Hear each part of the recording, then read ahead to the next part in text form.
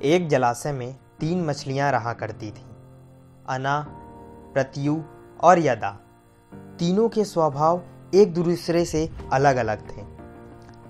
अना संकट आने के पूर्व ही उसके समाधान में विश्वास रखती थी, तो वहीं प्रत्यु की सोच थी कि संकट के आने पर उसका कोई ना कोई समाधान निकल ही आ जाता है। यदा किस्मत के भरोसे रहने वालों में से थी।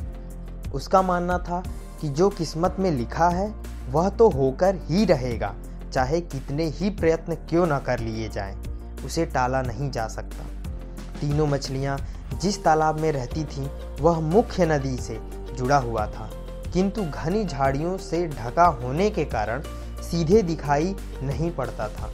यही कारण था कि वह अब तक मछुआरों की दृष्टि से बचा हुआ था। एक शाम मछुआरे नदी से मछलियां पकड़कर वापस लौट रहे थे। बहुत ही कम मछलियां हाथ आने के कारण वे उदास थे। तभी उनकी दृष्टि मछलीखोर पक्षियों पर पड़ी, जो नदी से लगी झाड़ियों के पीछे से उड़ते चले आ रहे थे। उन मछलीखोर पक्षियों की चोंच में मछलियां दबी हुई थीं। यह देखकर मछुआरों को समझते देर न लगी कि झाड़ियों के पीछे नदी से लगा हुआ कोई न कोई तालाब जरूर है।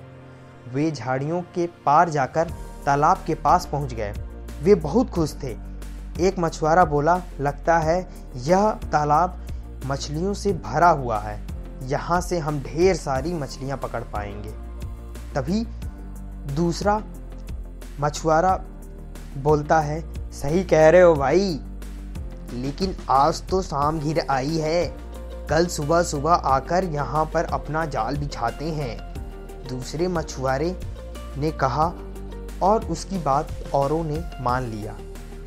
उसके बाद मछुआरों की वहाँ से वो लोग चले गए। मछुआरे की सारी बातें अना ने सुन ली। वह तुरंत प्रत्यु और यदा के पास पहुंची और बोली, बहन, कल मछुआरे जाल डालने इस जलाशय में आ रहे हैं। यहाँ रहना अब खतरे से खाली नहीं रह गया। हमें जल्दी से जल्दी यह स्थान छोड़ देना चाहिए। मैं तो तुरंत ही नहर से होती हुई नदी में जा रही हूँ, तुम लोग भी साथ चलोगे? अना की बात सुनकर प्रत्यु बोली, अभी खतरा आया नहीं है बहन, हो सकता है वो आए ही नहीं।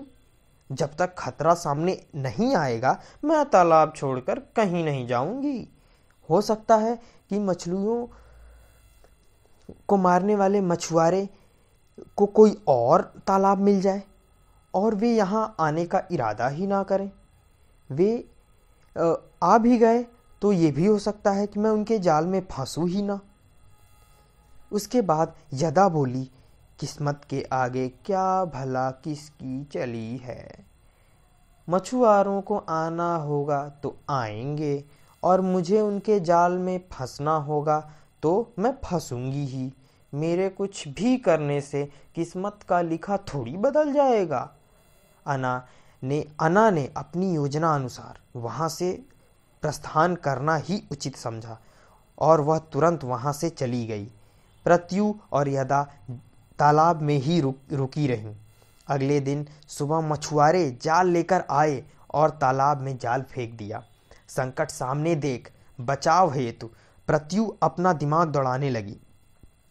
उसने इधर उधर देखा, किंतु उसे कोई खोखली जगह नहीं मिली जहां जाकर वह छुप सके। तभी उसे एक ऊदबिलाव की सड़ी हुई लाश पानी में तैरती हुई दिखाई पड़ी। वह तुरंत उस लाश में घुस गई और उसमें सन के बाहर आ गई। थोड़ी देर बाद मछुआरे के जाल में वो फंस गई।